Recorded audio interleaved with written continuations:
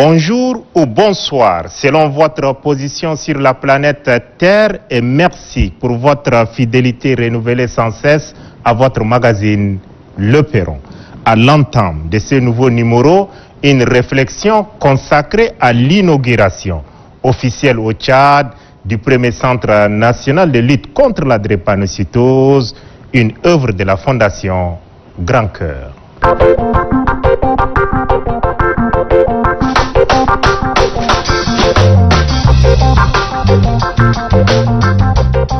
Il est des moments et des événements qui extériorisent de manière indélébile l'histoire des organisations non gouvernementales. La date du samedi 12 septembre 2020 en est une. Ce jour a été inauguré officiellement et pour la première fois au Tchad et plus particulièrement à N'Djamena, le Centre national de lutte contre la drépanocytose implanté à l'hôpital de l'Amitié Tchad-Chine. Cette date restera à jamais gravée dans le marbre des actions de bienfaisance de la Fondation Grand Cœur. Ce centre, dédié uniquement à la prise en charge de la drépanocytose, permettra à n'en point douter aux malades souffrant de cette pathologie de se faire soigner sur place. Désormais, cette maladie silencieuse, pernicieuse et aux douleurs insupportables sera prise en charge dans un centre spécifique qui lui est dédié. Un don de la Fondation Grand Cœur au ministère de la Santé publique. Un don du cœur venant des hommes et des femmes qui ont accepté volontiers de porter la croix de l'humanitaire. Le mérite du port de cette croix de l'humanitaire revient incontestablement à la présidente fondatrice Hinda Déby Itno, qui contribue à sa manière pour soulager les couches vulnérables. Cette inauguration du Centre national de lutte contre la drépanocytose intervient 4 jours seulement après celle du Centre de formation en couture de la Fondation Grand Cœur, baptisé Tachadia.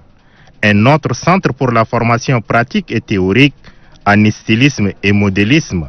Bref, un centre pour former les futures icônes de la mode tchadienne. Bien avant l'inauguration du centre de haute couture, le centre hospitalier universitaire de la mère et de l'enfant de N'Djamena a été renforcé par une unité d'urgence pédiatrique. Même si la pandémie planétaire de la Covid-19 a mis en hibernation les activités de bienfaisance de la Fondation Grand Cœur, qui réunissait un nombre important de personnes, telles que les caravanes médicales, cette dernière a toujours été au devant de la scène humanitaire par ses multiples actions dans le cadre de la lutte contre la Covid-19. Créée bientôt 3 ans, la Fondation Grand Cœur a imprimé ses marques dans les 23 provinces du Tchad où seuls les bénéficiaires peuvent en juger la justesse et la portée. Ces 70 bénévoles, dévoués et engagés sur la base d'une charte de volontariat, ont, aux côtés de la présidente fondatrice Hinda Déby Itno, redonné le sourire aux couches vulnérables sans calcul mercantile.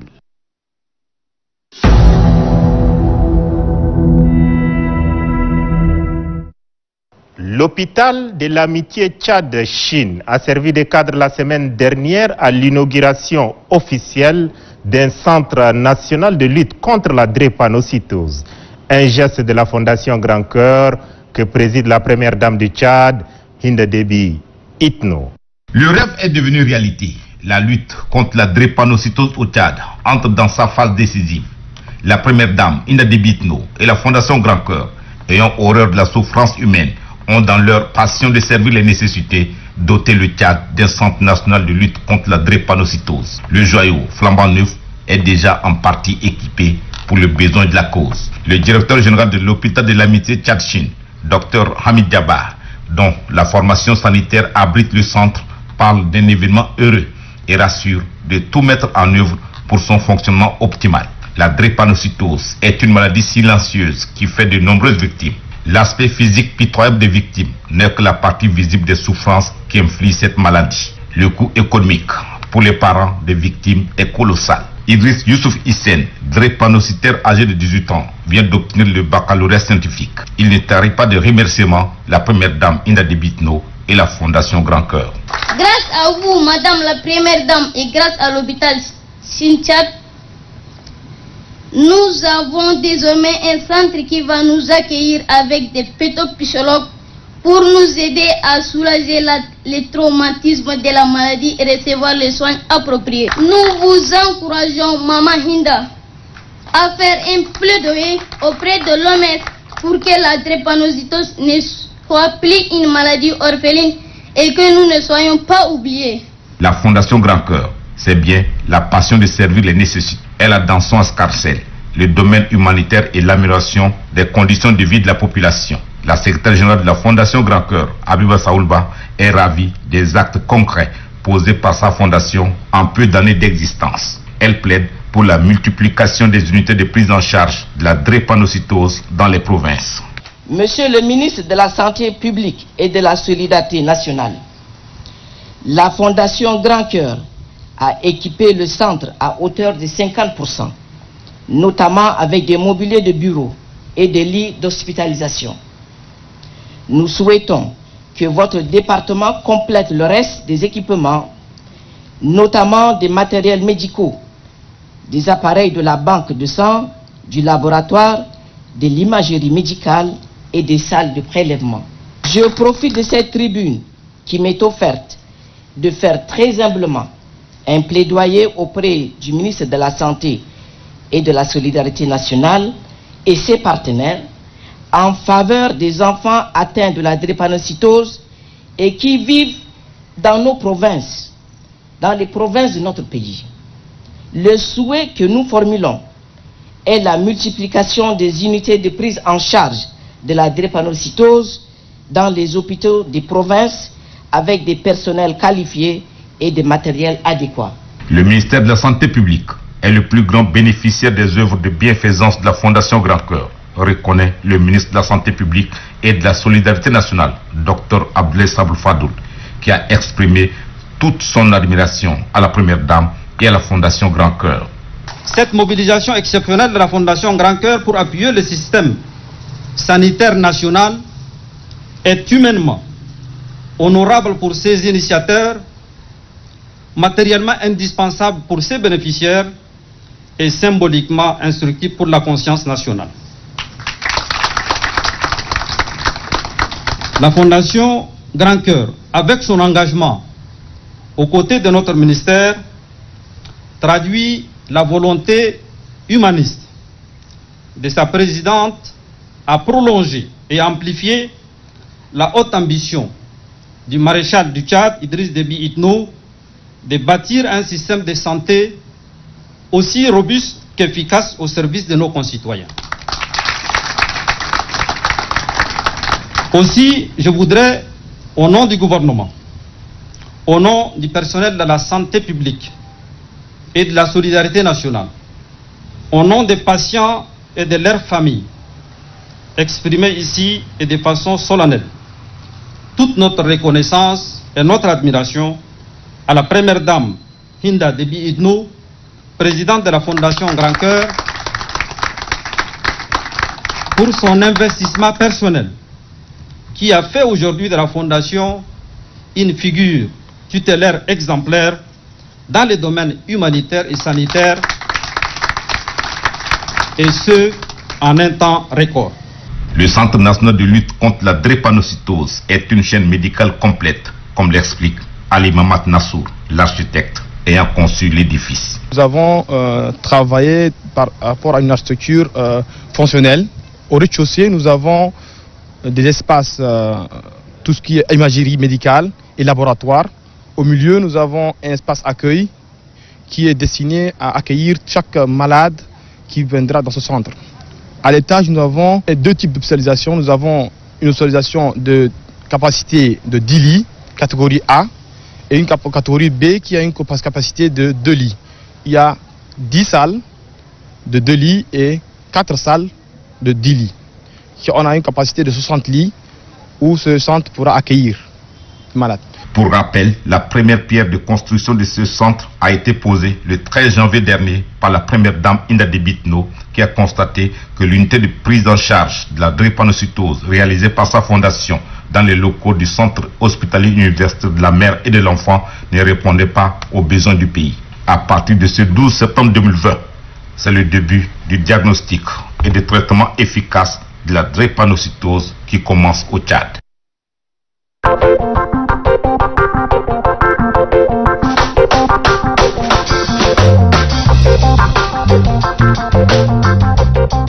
Les impressions de la présidente fondatrice de la Fondation Grand Cœur, la première dame du Tchad, Hinda Déby Itno, après la coupure du ruban inaugural. Il y a de cela 8 mois, je pense qu'on avait mis la pose de la première pierre. Et là, aujourd'hui, du rêve, on est venu inaugurer notre centre national de lutte contre la drépanocytose. Je tiens franchement dit à remercier la Fondation d'abord pour initier le projet et aussi remercier tous les partenaires et les bonnes volontés qui ont bien voulu nous accompagner. Et aujourd'hui, avoir la clé du centre en 8 mois, je me dis que c'est une première. C'est une première pour notre pays, c'est une première pour les enfants atteints de cette maladie et aussi pour leurs parents. Parce que, comme vous le savez, cette maladie est une maladie orpheline. Et généralement, nous, on ne l'appelle pas drépanocytose, mais on l'appelle maladie du sang chez nous. C'est communément appelé maladie du sang et que les parents en souffrent. Dieu merci, on est venu inaugurer ce centre et je demande vraiment au personnel soignant et surtout au directeur de l'hôpital Amitié Tchad-Chine de ne pas se mettre dans la tête que c'est un projet qui est venu... qu'on est venu implanter au niveau de l'hôpital et qui est différent de l'hôpital.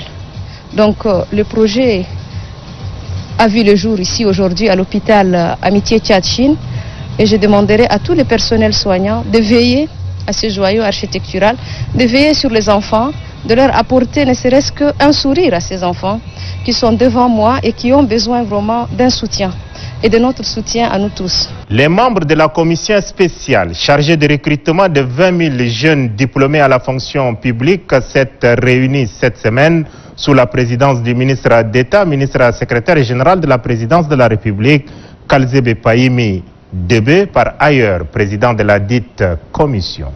Le temps était un défi majeur à laquelle est confrontée dès le départ la commission spéciale chargée du recrutement de 20 000 jeunes diplômés à la fonction publique. Cet impératif revient sur la table ce jeudi. Lors de cette rencontre, le ministre d'État, ministre secrétaire général de la présidence de la République, Kalzebe Payimi Debe, et les autres membres de la commission ont procédé à une évaluation du travail effectué. Des 100 diplômés sont déjà recrutés par arrêté. Ce sont des instituteurs bacheliers et instituteurs adjoint des promotions de 2003 à 2009, lauréat des écoles publiques, a fait savoir le ministre de la fonction publique, de l'emploi et du dialogue social, Ali Mbodou Mboudoumi. Le rythme du travail est lent, concède-t-il, mais cela se justifie selon lui par l'impérieuse précaution de vérification des diplômes et le manque des moyens de la cellule technique d'appui.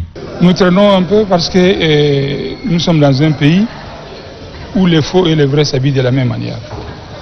Il ne sert à rien d'aller si vite et recruter des faussaires.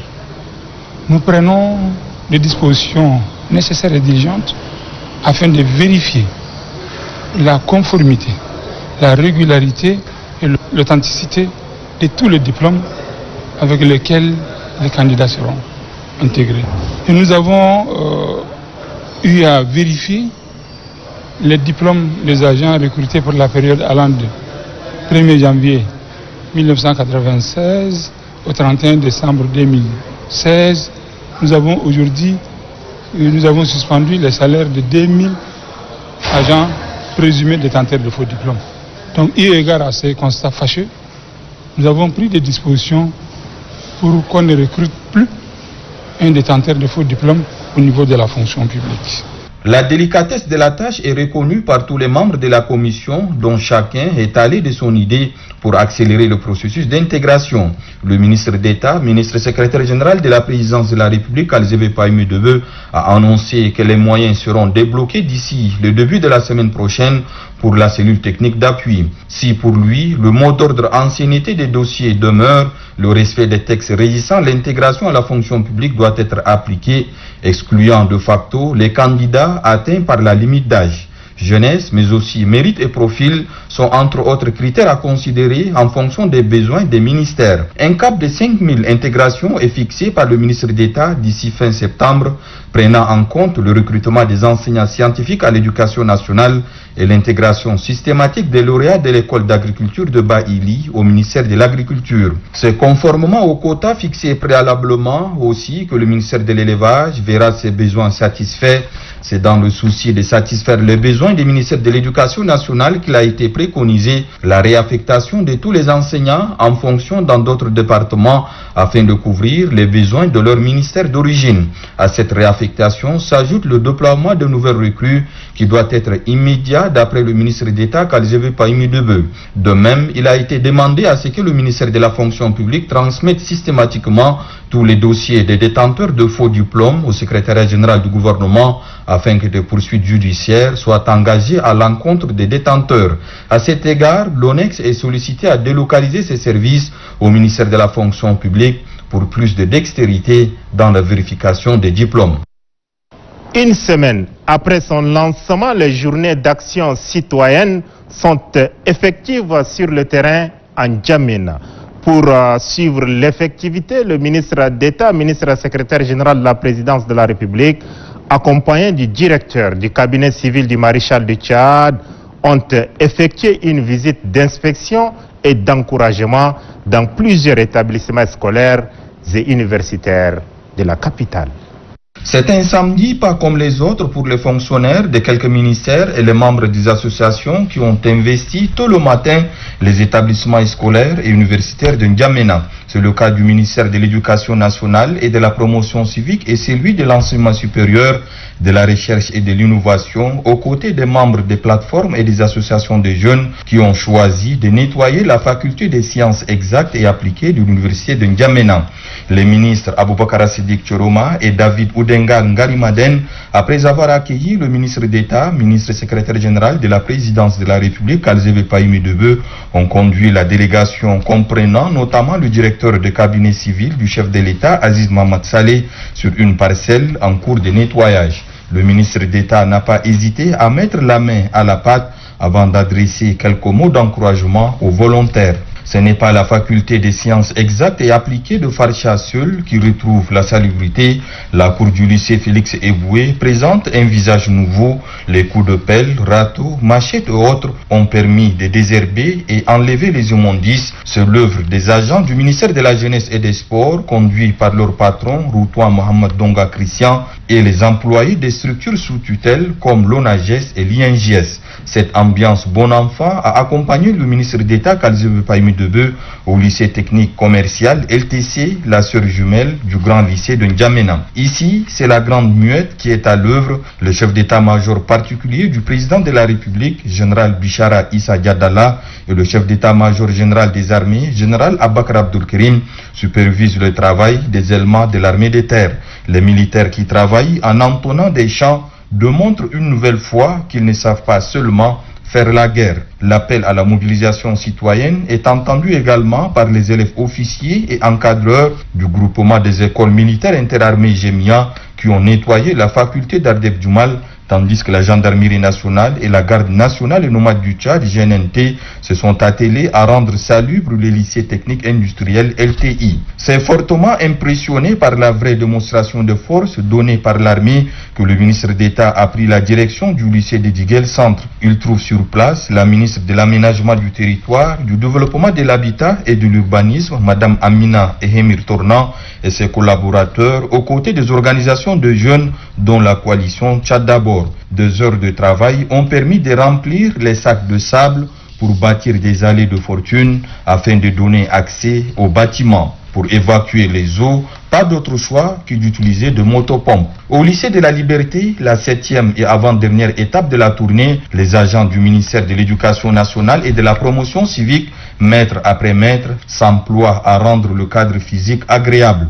Mieux que ça, ils ont convié les visiteurs à planter des arbres dans la cour pour donner du sens à la semaine nationale de l'arbre Autre enjeu des journées d'action citoyenne. Les plateformes et associations de jeunes, par leur forte mobilisation, ont valablement illustré le mot citoyenneté, dira leur représentant Naïr Abakar, qui trouve que le mot d'ordre donné lors du lancement de l'initiative est suivi. Illustration à l'université Roi Faisal, où, aux côtés des agents de la commune de N'Djamena, conduits par le maire Oumar Boukar, des organisations de jeunes s'activent pour évacuer les eaux et débarrasser la cour des hautes herbes qui l'encombrent. Pour donner une vue plus attrayante à la cour, du sable est disposé. Des coups de pelle ont été donnés par le ministre d'État Kalzebe Païmi Debeu, le directeur de cabinet civil du chef de l'État Aziz Mamad Saleh, le secrétaire général adjoint de la présidence de la République Ahmad Oumar et les membres du gouvernement qui les accompagnent pour remblayer la cour afin de permettre une reprise de cours dans les jours à venir. C'est l'objectif final de la démarche selon le ministre d'État Kalzebe Païmi Debeu, qui ne voit rien qu'un engouement et un engagement en faveur de la politique du maréchal du Tchad Idriss Déby Itno, au nom duquel il a salué le patriotisme des jeunes et surtout remercié les forces de défense et de sécurité qui, en plus des efforts consentis, ont promis par la voix de leur chef d'état-major général des armées une vingtaine de bains de sable au profit des établissements scolaires. De quoi donner du sourire aux élèves et étudiants qui reprendront bientôt les chemins des études. Suivez à présent les impressions du ministre d'État, ministre secrétaire général de la présidence de la République, à l'issue de cette visite de soutien et de réconfort. Il vous souviendra que le 31 août et le 6 septembre, nous avons eu à lancer, sur instruction du maréchal et aux journées de l'arbre et aux journées citoyennes pour l'assainissement dans le cadre de la rentrée scolaire initiée par les ministères en charge de l'éducation nationale et de l'enseignement supérieur. Selon le programme qui est établi pour cette première phase, je voudrais rappeler que ça sera 3 samedis de suite, en plus de ce qui va se passer chaque jour. De la faculté de sciences exactes de Farsha à l'université Roi Faisal, en passant par le lycée Félix Eboué, le lycée technique commercial, le lycée de Diguel-Est et le lycée de la Liberté. Vous avez pu noter avec nous l'engouement, l'engagement des jeunes pour la politique et derrière le maréchal du Tchad. Vous avez vu la fougue de cette jeunesse, vous avez vu l'organisation dont on fait montre les forces de défense et de sécurité et la jeunesse dans les différentes plateformes. Et vous avez remarqué que partout où on est passé, il y a des membres du gouvernement avec, sous la direction du maire de l'arrondissement concerné où se trouve l'établissement scolaire et les plateformes de jeunes qui se sont réparties. Les choses se passent de manière très professionnelle. Et nous avons dû être frappés, nous tous, les ministres et le directeur de cabinet et moi, nous avons tous dû être frappés par ce qui se passe au niveau du lycée de Diguel en particulier, où le lycée est dans l'eau carrément. Heureusement, il y a deux choses. Heureusement que les bâtiments sont en hauteur, un peu en hauteur par rapport au niveau de l'eau, et heureusement aussi parce qu'il y a un grand canal qui passe à côté, et ils ont dû mettre sous la direction de la mairie et de la ministre de l'aménagement du territoire, la plateforme des jeunes ont dû mettre des motopompes, 2 motopompes, ils sont en train d'évacuer l'eau, et on nous a assuré que d'ici 1 heure, 2 heures du temps, ou tout au plus, l'école, l'eau sera évacuée. Et les jeunes qui sont sur ces chantiers, ils ont besoin de motopompes, ils ont besoin de matériel divers. Et je profite pour lancer un appel, donc, encore une fois, à toute la communauté nationale, les hommes d'affaires, les sociétés étatiques, para-étatiques, toutes les couches de notre société, pour que chacun puisse mettre la main à la pâte Et nous allons encore samedi prochain suivre cela et l'autre samedi suivre cela. Mais toute la semaine, les activités vont se dérouler. Aussi, le ministre d'État, ministre secrétaire général de la présidence de la République, a-t-il présidé la réunion hebdomadaire consacrée aux régies financières. Le point des recettes et des dépenses du mois en cours et l'élaboration du budget 2021 ont constitué l'essentiel des discussions. L'état des lieux, des recettes et des dépenses de la deuxième décade du mois de septembre 2020 est passé au crible au cours de cette réunion hebdomadaire consacrée exclusivement aux régies financières.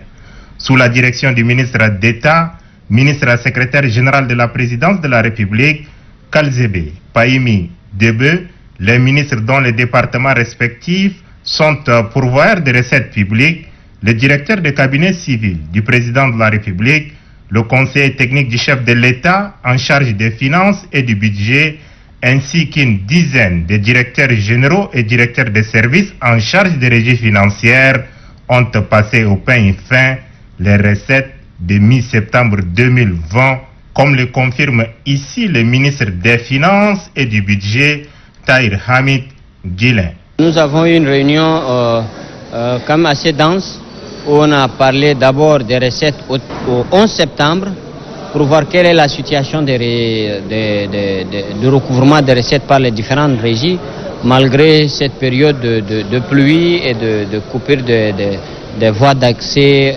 parfois dans certaines parties du pays. Globalement, pour les 10 jours, la situation est, disons, plutôt acceptable, mais nous demandons à ce que les services se rattrapent et fonctionnent mieux pour que le mois de septembre et tous les mois à venir soient des mois de performance.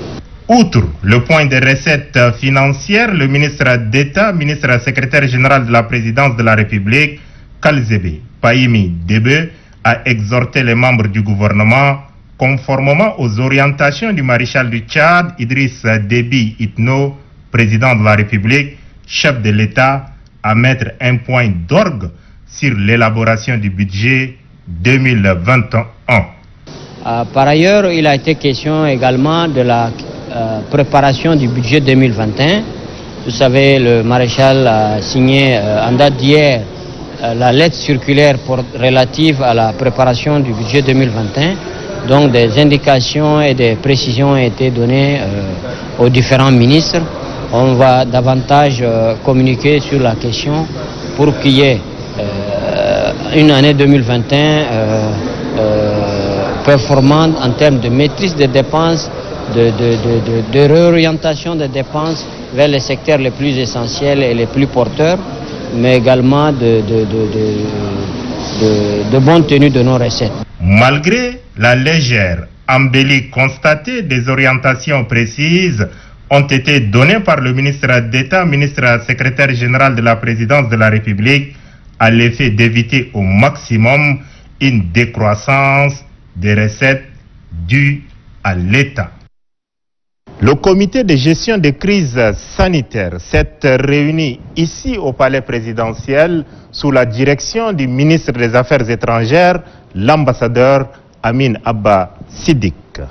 Le coronavirus fait de la résistance en dépit de l'arsenal de guerre déployé par le gouvernement. La semaine passée a été éprouvante au regard de nouveaux cas enregistrés. Réunis autour du ministre des Affaires étrangères, de l'intégration africaine et des Tchadiens de l'étranger, Amin Abba Siddiq, le comité de gestion des crises sanitaires, après avoir analysé la situation épidémiologique, s'est longuement attardé sur les causes de la recrudescence de la maladie. Il ressort des explications données par la Coordination nationale de riposte sanitaire que c'est le relâchement par la population dans l'observation des mesures barrières et les prescriptions gouvernementales relatives à la lutte contre cette maladie qui est la principale cause.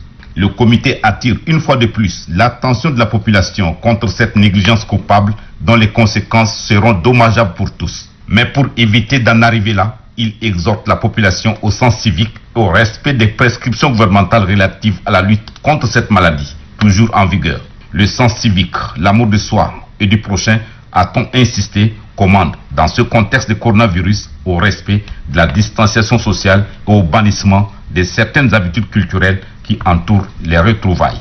Vu la situation épidémiologique à coronavirus, le coordonnateur national des ripostes sanitaires, professeur Choua Ouchemi, en appelle au respect strict des gestes barrières. La situation globale a été stable jusqu'à jeudi passé. Et nous avons eu quelque chose de très particulier. Nous avons eu un nouveau foyer dans le Mayo-Kébi-Est. Et l'autre situation particulière rappelle un peu nos propos de la semaine dernière, c'est-à-dire que nous sommes en train de constater qu'il y a une certaine recrudescence de cas. Donc dans le cas précis du Mayo-Kébi-Est, nous avons eu à enquêter après un test post-mortem. La victime donc était Covid positive et cette victime était une personne qui était partie de N'Djamena en accompagnant une dépouille mortelle avec la famille. Et donc une fois arrivé dans la zone de Gounougaya, il y a eu donc un rassemblement, une place mortuaire. Et la place mortuaire a été l'occasion d'une contamination de plusieurs personnes et qui ont été testées positives et qui sont actuellement en traitement. Et Dieu merci, ça va bien. Mais nous avons également dû traquer les contacts de ces personnes. Et plus de 500 prélèvements ont été faits et acheminés sur N'Djamena aujourd'hui. Donc ces analyses vont se faire à partir de ce soir. C'est pour vous dire encore l'importance de respecter les mesures barrières parce que la place mortuaire est un lieu de promiscuité et c'est un endroit idéal pour la propagation du virus. De la même manière, les voyages lors de l'accompagnement des corps, des dépouilles mortelles, donc des personnes qui partent de N'Djamena, qui est une zone où le virus est en train de circuler fortement, qui vont dans des contrées, dans des endroits où le virus n'est pas si diffus, portent à des contagions. Donc, quand nous disons qu'il faut respecter les mesures barrières, c'est pour que nous restions tous très disciplinés et éviter la propagation de la maladie. Et donc, nous ne nous lasserons jamais de dire que, en ces moments, il ne faut pas organiser de place mortuaire. Il ne faut pas non plus accompagner les dépouilles mortelles de région à région. Protégez-vous contre la Covid-19 et protégez vos semblables en respectant bien sûr les gestes barrières. Merci pour votre fidélité. Votre satisfaction reste et demeure notre ultime réconfort moral. À la semaine prochaine pour un autre numéro de votre magazine, Le Perron.